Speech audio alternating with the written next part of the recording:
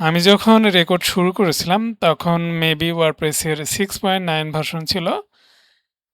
তারপরে 7 ভার্সন আসলো। তো সেটাতে যখন আমি আপডেট দিলাম, তারপর থেকে দেখতে পাচ্ছেন যে ওয়ার্ডপ্রেসের কালারে কিছু চেঞ্জ আসছে এবং অ্যাপিয়ারেন্সের ভিতরে ফন্টস নামে নতুন একটা পেজের লিঙ্ক আসছে। তো আমি এটাতে ক্লিক করি প্রথমে। এই পেজে আসলে এরকম দেখতে পারবেন। তো এটা খুবই গুরুত্বপূর্ণ একটা অ্যাডভান্টেজ। কারণ এগুলো ইউজ করার জন্য আমরা একটা সময় থার্ড পার্টি প্লাগইন ইউজ করতাম। যদিও ওয়ার্ডপ্রেস 6.5 ভার্সন থেকে এই ফন্টসের এই ফিচারটা চালু করেছিল, বাট এটা আগে ওয়ার্ডপ্রেস ব্লক টাইপের থিমগুলোর ভিতরে ইন্টিগ্রেট করে রেখেছিল। বাট আমি যখন 7 ভার্সনে আপগ্রেড করলাম, তারপর থেকে অ্যাপিয়ারেন্সের ভিতরে ফন্টস নামে একটা পেজের লিঙ্ক আমি পেয়ে যাচ্ছি। তো এখানে ৩টা ট্যাব দেখতে পাচ্ছেন: লাইব্রেরি, আপলোড, ইনস্টল ফন্টস। লাইব্রেরিতে কোনো ফন্ট ইনস্টল করা নাই, সেটাই এখানে বলতেছে।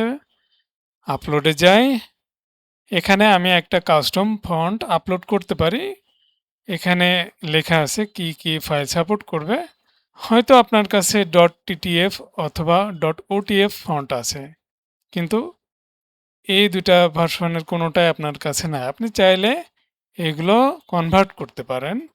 জাস্ট লিখবেন যে convert font to web font লিখবেন। তারপরে কিছু পেজের লিঙ্ক আসবে, আমি এটাকে রিকমেন্ড করব, এটা আমার কাছে বেস্ট লাগে। এগুলোর অ্যাকচুয়ালি কোন ফরম্যাটের কি কাজ এগুলো যদি না বোঝেন, তাহলে এগুলোর আবার টিউটোরিয়াল আছে, সেগুলো দেখে নিতে পারেন। যেমন আপনি ফন্ট ফরম্যাটস উপরে যেই লিঙ্কটা দেখতে পাচ্ছেন, এখানে যাবেন, এই যে ব্রাউজার সাপোর্ট, এখানে দেখেন এই ফরম্যাটটা দেখেন সব ব্রাউজারই সাপোর্ট করতেছে, বাট এই যে ইওটে এটা আবার কোনোটা সাপোর্ট করতেছে না। তারপরে এখানে দেখেন যে মোবাইল ব্রাউজারে এটা শুধুমাত্র অ্যান্ড্রয়েড ব্রাউজারে সাপোর্ট করবে না, বাকি ব্রাউজারগুলোতে সাপোর্ট করবে। আরও নিচে আসলে আরও ইনফরমেশন পাবেন।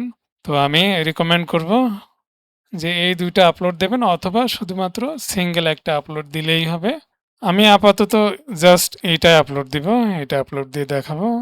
আমার কাছে অলরেডি ফন্ট ডাউনলোড করা আছে .ttf ফরম্যাটে। ধরেন আমি একটাই স্ক্যাভার নামে একটা ফন্ট রেগুলারটা আমি এখানে অ্যাড করি। তারপরে কনভার্ট এই বাটনে ক্লিক করবেন। যে ফন্টগুলো আপলোড দেওয়া আছে এখানে লিস্ট আকারে দেখতে পারবেন। কনভার্ট বাটনে ক্লিক করলাম। এরপরে ডাউনলোড করবেন। ডাউনলোডের যে আর্কাইভ বা জিপ ফাইলটা আছে সেটা এক্সট্রাক্ট করবেন। এক্সট্রাক্ট করলাম। এই যে দেখেন ফন্টটা চলে এসেছে এখানে। তো আমি এখানে জাস্ট ফন্টটা ড্রপ করে দিলাম। আপলোড হয়ে গেলে ফন্টস ওয়ার ইনস্টলড সাকসেসফুলি লেখাটা দেখাবে। লাইব্রেরিতে যাবেন, এই যে দেখেন স্ক্যাভার নামে একটা ফন্ট এসছে, ক্লিক করবেন। এখানে যদি আরও ভার্সন আমি আপলোড দিতাম, যেমন black, medium, bold, extra bold, এগুলো দিলেও সবই স্ক্যাবারের ভিতরেই আসতো, যেহেতু এটা নর্মাল ফন্ট। বোল্ড দিলে এখানে আরও আসতো, স্ক্যাবার বোল্ড আসতো। তারপরে স্ক্যাবার লাইট দিলে স্ক্যাবার লাইট, এগুলো লিস্ট আকারে এখানে আসতো। যেগুলো চেকমার্ক করা থাকবে ওইগুলো মূলত ইনেবল হয়ে থাকবে। আর যদি চেকমার্ক না করা থাকে, এইভাবে আনচেক করে আপডেট দিলে এগুলো কিন্তু ইনেবল থাকবে না, বাট এখানে ইনস্টল করা থাকবে। পরে ফিউচারে আমরা চাইলে আবার ইনেবল করে আমরা সাইটে ইউজ করতে পারি। ওকে, তো এইভাবে ইনেবল ডিসেবল করে আপনি এখানে নিচে গেলে আপডেট দিতে পারবেন। আবার এখানে ডিলিট বাটন আছে, চাইলে এই ফন্টটাকে একেবারে লাইব্রেরি থেকে ডিলিট করে দিতে পারেন এই ডিলিট বাটনে ক্লিক করে।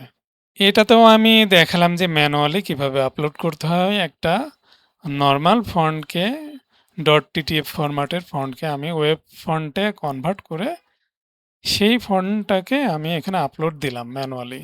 এরপরে আমি আসি ইনস্টল ফন্টস এই ট্যাবে। এখানে আসলে গুগল ফন্টস আমি এখানে ইন্টিগ্রেট করতে পারছি।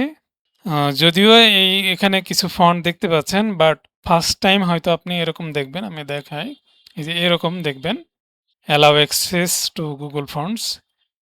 ১ম বার এরকম দেখতে পারবেন। জাস্ট এই বাটনে ক্লিক করবেন তাহলেই হবে। এখন কোন ফন্টটা আপনি ইউজ করবেন সেটা হয়তো আপনি এখান থেকে বুঝতে পারতেছেন না। বাট আপনি চাইলে fonts.google থেকে এগুলো দেখে নিতে পারেন। এখানে যাবেন, গিয়ে এখানে দেখেন ফন্ট আছে এবং এগুলো প্রিভিউ দেখতে পারবেন এখানে। চাইলে প্রিভিউকে আপনি এখানে লিখেও দেখতে পারেন। ওকে? ধরেন আমি এই যে ফন্টটা দেখতেছেন, এই ফন্টটা আমি এখানে খুঁজবো। তো ফন্টের নাম যদিও এটা, বাট এই নামে সার্চ করলে কিন্তু এখানে আসবে না। দেখতে পারতেছেন? এখানে আসে নাই। তাহলে কিভাবে আসবে? ইউআরএল এ দিকে লক্ষ্য রাখেন যে প্লেরাইট AUVIC এগুলো লেখা আছে। তো আমি এইগুলো এখানে দিয়ে সার্চ করছি। দেখেন প্লেরাইট আসছে বাট এইগুলো আসে নাই। এখন দেখেন প্লেরাইট AU তারপরে VIC এটাও আসে নাই। VIC দিলাম এই যে আসছে। প্লেরাইট AUVIC বাট আমার ফন্টটা হলো প্লেরাইট AUVIC গাইডস। এই যে এইটা চলে এসছে। আমি ক্লিক করব। ক্লিক করে ইনস্টল করতে হবে। তো এখানে যদি আরও ভার্সন থাকে, যেহেতু এই ফন্টে শুধুমাত্র একটাই ভার্সন আছে নরমাল, যেটা লাগবে সেটা সিলেক্ট করবেন, দেন ইনস্টল করবেন। এই ফন্টটাও ইনস্টল হয়ে গেছে। দেখেন আমি লাইব্রেরিতে যাচ্ছি, এই যে ২ টা ফন্ট এখন আমার আছে। আমি আরেকবার দেখাচ্ছি। ধরেন ইনস্টল ফন্টস এখানে ক্লিক করলাম। এখানে দেখতে পাচ্ছেন যে এই যে ফন্টটা এর পাশে লেখা আছে 2 ভ্যারিয়েন্টস। মানে ২ রকম ফন্ট এখানে আছে, ২ টা ভ্যারিয়েন্টের ফন্ট। আর এখানে আছে একটা। ধরেন আমি ইন্টার নামে একটা ফন্ট আছে, খুবই পপুলার ফন্ট। সার্চ করলাম, দেখেন এখানে আছে কত? 18 ভ্যারিয়েন্টস। এখানে যাবেন, গিয়ে যেটা লাগবে সেগুলো আপনি সিলেক্ট করে ইনস্টল করে নিতে পারেন। ধরেন আমি চাচ্ছি এইটা, এইটা এবং এই ৩ টা ইনস্টল করব। ক্লিক করবেন, একটু ওয়েট করতে হবে। এটাও ইনস্টল হয়ে গেল। এখন আমি লাইব্রেরিতে যাচ্ছি। লাইব্রেরিতে গিয়ে দেখেন এই যে ইন্টার এসছে। ইন্টারের এখানে আমার ৩ টা ভ্যারিয়েন্টস অ্যাক্টিভ আছে। এখানে কতগুলো অ্যাক্টিভ আছে সেটাও দেখাচ্ছে। মানে 3 অফ 3, ৩ টার ভিতরে ৩ টাই অ্যাক্টিভ। যদি এরকম হতো যে আমার এখানে ভ্যারিয়েন্ট আছে ৬ টা বাট অ্যাক্টিভ রাখছি ৩ টা, এরকম হতো যে 3 অফ 6, ৬ টা ভ্যারিয়েন্ট আছে তার ভিতরে ৩ টা অ্যাক্টিভ। ওকে, এখন এইগুলো ইউজ করবেন কিভাবে? তো তার আগে আমি বলে রাখি যে আপনার সাইটে ফন্ট অনর্থক ইনস্টল করে রাখবেন না। অনর্থক অ্যাক্টিভেট করে রাখবেন না। অ্যাক্টিভেট করে রাখলে সাইটটা খুবই স্লো হয়ে যাবে। এটা আমি দেখাচ্ছি। আমি সার্চ করছি WP ফন্টস। দেখেন যেই ফন্টগুলো আমি ইনস্টল করেছি মানে অ্যাক্টিভ করেছি, দেখেন স্ক্যাভার, প্লেরাইট AU, তারপরে ইন্টারের ৩ টা ভ্যারিয়েন্ট ৩ টা। তো এইখানে দেখেন সবগুলো ফন্ট যেগুলো অ্যাক্টিভ আছে সবগুলো এখানে, এই যে ফন্টের যে ফাইলগুলো এগুলো কিন্তু সব আপলোড হচ্ছে, মানে লোড হচ্ছে আমার পেজে। যখন আমি আমার সাইটে ভিজিট করছি তো এই ফন্টগুলো কিন্তু লোড হচ্ছে। তো একটা ফন্টের তো একটা সাইজ আছে না? এই ফন্টের সাইজ কত দেখেন, ১১৪ কিলোবাইট দেখাচ্ছে। তার মানে চিন্তা করেন এই ৩টা ৩০০ কিলোবাইট, ধরেন যে ৩টা ফন্ট এখানে আছে ৩০০ কিলোবাইট, টোটালি আছে ৫ টা। তার মানে ৫০০ কিলোবাইট আমার সাইটে লোড হচ্ছে। আমি যখন ভিজিটর যখন আমার সাইটে আসবে এই পেজে তখন ৫০০ কিলোবাইট মানে হাফ মেগাবাইট শুধুমাত্র ফন্টই লোড করবে। তো এই কারণে হলো এগুলো স্লো হয়ে যাবে, পেজগুলো স্লো হয়ে যাবে। এগুলো এসির জন্য খুবই খারাপ। তো যেটা করবেন সেটা হলো যেটা লাগবে সেগুলো অ্যাক্টিভেট করে রাখবেন। যেগুলো লাগবে না সেগুলো অ্যাক্টিভেট করে রাখার দরকার নাই। যেমন ধরেন এটা আমার দরকার নেই, আমি ডিঅ্যাক্টিভ করে দিলাম। ডিঅ্যাক্টিভ করে এখন যদি আমি সাইটটা রিলোড করি,